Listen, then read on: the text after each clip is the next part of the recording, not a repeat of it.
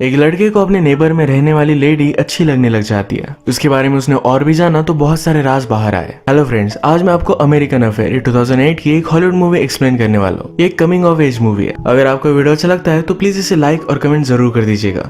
अब बिना किसी देरी के एक्सप्लेनेशन स्टार्ट करते हैं। मूवी स्टार्ट होती है और हम हमारे मेन कैरेक्टर एडम को देख सकते हैं। एडम अपने स्कूल में था। वो अपने फ्रेंड से कहता है कि वो लड़का तुम्हें गे बुला रहा है कि इसके बारे में तुम कुछ भी नहीं करोगे, वैसे भी तुम कुछ कर भी नहीं सकते। इस तरीके से चिढ़ाने के बाद एडम के फ्रेंड ने उस लड़के को बहुत मारा। जब ये फाइट खत्म हुई तो एडम को भी मारता है। एडम एक कैथोलिक स्कूल में पढ़ता है तो वहाँ की सिस्टर वहाँ पर आई और इन दोनों को लेकर जाती है। इन दोनों को एक दिन के लिए डिटेंशन में डाल दिया गया था। एडम का फ्रेंड उससे बहुत ही गुस्सा था क्योंकि उसकी वजह से फाइट हुई थी। एडम भी रियलाइज करता है कि उसका ये करना बहुत ही गलत था तो उसे वो सॉरी भी कहता है। आज जो फाइट हुई थी इसमें एडम का टीथ टूट चुका है। वो घर जाकर इसे ग्लू से चिपका लेता है। रात में डिनर करते हुए कुछ न्यूड मैगजीन्स वो पढ़ रहा था, तभी अपनी नेबर पर उसकी नजर पड़ती है। उसकी नेबर हमारी और एक मेन कैरेक्टर है जिसका नाम है कैथरीन। कैथरीन किसी आदमी के साथ थी। उसने कुछ ज्यादा पहना नहीं था। एडम उसे देखकर एक्साइटेड हो गया। वो अपने आप को प्लीज करता है। वो कैथरीन को लेकर बहुत ही क्यूरियस था। अपनी स्कूल खत्म हो जाने के बाद उस पर वो नजर रखता है। अपनी दूरबीन से उसके घर पर कौन आता है कौन जाता है इसके बारे में उसे पता चलने लग गया। एक दिन जब वो घर पर नहीं थी तो जाकर उसका मेल वो लेकर आया। इस मेल में उसे प्रेसिडेंट कैनेडी का लेटर मिलता है। यह हमारी स्टोरी उस टाइम की है। वो जब मेल बढ़कर बाहर आ रहा था तो कैथरीन ने उसे नोटिस किया। वो पूछते हैं तुम यहाँ कर क्या रहे हो। एडम ने कहा कि मैं कुछ काम ढूंढ रहा हूँ, मुझे यूरोप पर ट्रिप पर जाना। इसके लिए थोड़े से पैसे अगर मेरे पास हो गए तो अच्छा होगा। अगर आपके पास कोई काम है तो मैं सब कुछ कर सकता हूँ। कैथरीन ने उसे घर में इनवाइट किया। पूछती है तुम क्या कर सकते हो। एडम ने कहा कि यूजुअल जो भी चीजें होती है, घर का काम, गार्डन, ये सब मैं मैनेज कर सकता हूँ। कैथरीन भी एडम को गार्डन का काम देने के लिए मान जाती है। कैथरीन के घर में उसका और प्रेसिडेंट कैनेडी का फोटो था। कैथरीन कहती कि वो मेरा फ्रेंड है। प्रेसिडेंट कैनेडी का फ्रेंड होना है बहुत ही बड़ी बात थी। एक बार जब एडम की मदर प्रेसिडेंट से मिली थी तो बहुत ही ज्यादा एक्साइटेड थी। एडम रात में हमेशा कैथरीन को खिड़की से देखता है, उसकी फोटोज भी लेता है। अगले दिन स्कूल में एडम की फ्रेंड फेथ उससे बात करती है। उसे लाइक करती थी तो आज शाम उसने अपने घर पर उसे बुला लिया। बहाना तो सिर्फ म्यूजिक सुनने का था। ये बात कर पाते उससे पहले वहां पर सिस्टर आ गई। एडम के कान खींचकर उसे वहां से लेकर जाती है। घर आने पर एडम कैथरीन के पास पहुंचता है। उसे कहता है कि आपने मुझे गार्डन का काम दिया था। कैथरीन के घर में एडम ने बहुत सारी पेंटिंग्स देखी। ये सब कैथरीन की पेंटिंग्स थी। एडम कहता है इसमें तो सिर्फ मुझे कलर दिखाई दे रहे हैं, उसे कुछ भी लोग वगैरह कुछ भी इसमें दिखाई नहीं देते। कैथरीन कहती है तुम्हें उसमें जो भी देखना है वो तुम देख सकते हो। वैसे भी इसका फॉर्म डेड हो चुका है, इसका मतलब है ये स्लोली मर रहा है। वो फिर एडम को अपनी गार्डन दिखाने के लिए लेकर गई। एक बहुत ही ब्यूटीफुल गार्डन थी, पर कैथरीन कहती है मुझे इसे पूरी तरीके से मिटा देना है। इसके बाद वो फिर से प्लान करेगी। एडम भी समझ गया कि इस गार्डन के फूल मुरझा जाते हैं, इस वजह से कैथरीन इसे फिर से बनवा रही है। एडम गार्डन में काम करने लग गया और थोड़ी देर बाद कैथरीन उसके पास आई और वो बहुत ही अच्छे से ड्रेस थी। एडम कहता है आप बहुत ही ब्यूटीफुल लग रही हो। कैथरीन हंसती है और वहां से चली जाती है। एडम जब रात में घर पर आया तो उसके मदर फादर नोटिस करते हैं उसके कपड़े बहुत ही ज्यादा खराब है। वो कैथरीन के लिए अब काम करता है, इसके बारे में उसने उन्हें बता दिया। इस बात से उसकी मदर बहुत ही ज्यादा अपसेट हो गई थी। उसे समझाती है कि कैथरीन एक अलग टाइप की लेडी है, जो हमारी तरह नहीं है। उसने बहुत ही अलग अलग चीजें की हुई है। वो उसे इनडायरेक्टली बता रही थी कि कैथरीन का कैरेक्टर अच्छा नहीं है। एडम कहता है कि आपने ही तो कहा था कि मुझे कुछ पैसे कमाने चाहिए। ये बात एडम के फादर को भी सही लगी। वो कहते हैं तुम काम तो कर सकते हो, पर काम हो जाने के बाद डायरेक्टली घर पर आना। आज रात फिर से एडम कैथरीन के घर के सामने नजर रख रहा था तो उसने देखा कि बहुत बड़ी बड़ी गाड़ियां खड़ी हुई थी। उसने अपनी दूरबीन लगाकर देखी तो प्रेसिडेंट कैनेडी को वहां देखता है। वो इस बात से शॉक्ड हो गया। अगले दिन गार्डन पर काम करते हुए उसने कैथरीन से कहा कि आप जब बोल रही थी कि प्रेसिडेंट कैनेडी आपका फ्रेंड है तो आपने बहुत ही सच कहा था। मैंने कल रात उन्हें आपके घर में देखा। कैथरीन गुस्सा होकर बोलती इस बारे में तुम भूल जाओ, कभी भी इसके बारे में किसी को भी पता नहीं चलना चाहिए, कुछ चीजें प्राइवेट रखनी चाहिए। एडम को अपने पेरेंट्स से पता चला था कि कैथरीन का भी एक बेटा था। इसके बारे में भी उससे पूछ लेता है। कैथरीन कहती कि अब वो तुम्हारी एज का होता। वो बहुत ही स्वीट था। कैथरीन एडम को अपने बेटे की तरह समझती है या एडम को अच्छा नहीं लगता। इन दोनों की बातों से हमें पता चलता है कि कैथरीन और उसका हस्बैंड इन दोनों में फाइट है। थोड़ी देर में जब कैथरीन घर से बाहर गई तो एडम उसका पीछा करता है। कैथरीन आज लूशियन से मिलने के लिए गई थी। लूशियन एक्चुअल में कैथरीन की एजेंसी के लिए काम करता था। इनकी एजेंसी इन्फ्लुएंशियल लोगों को, जैसे प्रेसिडेंट, बहुत बड़े बिजनेसमैन, इन लोगों को लड़कियां सप्लाई करने का काम करती है। लूसन कैथरीन को प्रेसिडेंट कैनेडी को कुछ बताने के लिए कह रहा था। वो एक पॉलिटिकल बात को लेकर प्रेसिडेंट को कुछ समझाना चाहते थे, पर कैथरीन की उससे उस तरीके से बात नहीं होती है।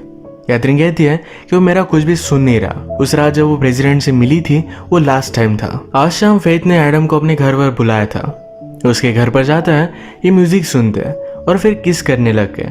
किस करते करते एडम का दांत निकल आया जो उसने ग्लू से चिपकाया हुआ था। ये फेथ को बहुत ही घटिया लगा। कहती है इस दांत को तुम फिक्स करवा दो, इसके बाद हम फिर से मिलेंगे। जब एडम ने अपने पेरेंट्स को बात बताई कि उसका दांत टूट चुका है तो उस पर वो बहुत ज्यादा गुस्सा हो गए थे। उन्हें लगता है कि इसके बारे में उसे पहले बताना चाहिए था। वो कैथरीन के घर पर काम कर रहा है, टूथ के बारे में नहीं बताया।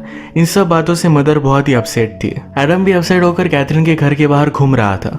उसने अंदर देखा कि पार्टी चल रही है। वो खिड़की से देखने लग गया। तभी कैथरीन का हस्बैंड जिसका नाम है ग्राहम, ये उसे पकड़ लेता है। उसने कहा कि इस तरीके से नजर रखना गलत बात होती है, मैं तुम्हें जेल में भी डाल सकता हूँ। उसे पकड़कर घर के अंदर लेकर आया। कैथरीन ने अपने फ्रेंड्स के साथ ड्रग किए थे। ग्राहम उससे कहता है कि तुम्हें हो क्या गया, तुम इतनी दूर क्यों चली गई। कैथरीन कहती है हमारे बेटे की डेथ हो जाने के बाद तुम्हें मेरा ख्याल रखना चाहिए था। ग्राहम भी यही बात चाहता है। वो फिर से अपनी फैमिली को पाना चाहता है, पर इन दोनों में बहुत बड़े झगड़े थे।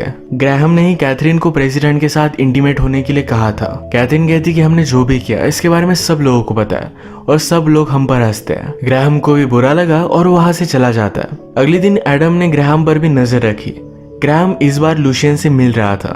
ये दोनों डिस्कस कर रहे थे कि कैथरीन का क्या किया जाए। ग्राहम लुशियन से कहता है कि कैथरीन के पास एक डायरी है, उसके साथ जो भी होता है इस सब के बारे में उसमें लिखती रहती है। ये डायरी होना एक बहुत ही बड़ा रिस्क था, पर ये कैथरीन के लिए एक सेफ्टी है। अगर उसकी एजेंसी ने उसे हर्ट करने की कोशिश की तो सारी चीजें एक्सपोज कर सकती है। इस डायरी के बारे में सुनने के बाद कैथरीन जब घर पर नहीं थी तो एडम उसके घर में आ जाता है, डायरी को ढूंढ लेता है। अचानक से कैथरीन भी किसी और के साथ वहां पर पहुंच गई थी। एडम क्लोजेट में छुप गया और उन दोनों को इंटीमेट होता देख रहा था। उस आदमी के जाने के बाद कैथरीन ने कहा कि मुझे बताया कि तुम यही हो, तुम्हारा बैग बाहर ही पड़ा था। एडम उसे सॉरी कहता है, पर कैथरीन ने कहा तुम सिर्फ क्यूरियस थे। वो उसे वार्न करती है कि फिर से ये सब होना नहीं चाहिए। आज रात एडम और उसके सब फ्रेंड्स की पार्टी थी। इसमें वो एक गेम खेलते जिसमें एडम और फेथ को दोनों को 1 मिनट के लिए क्लोजेट में जाना पड़ता है। एडम ने फेथ से कहा कि मैंने अपना टूथ फिक्स करवा लिया है। इसके बाद वो किस करने लग गए।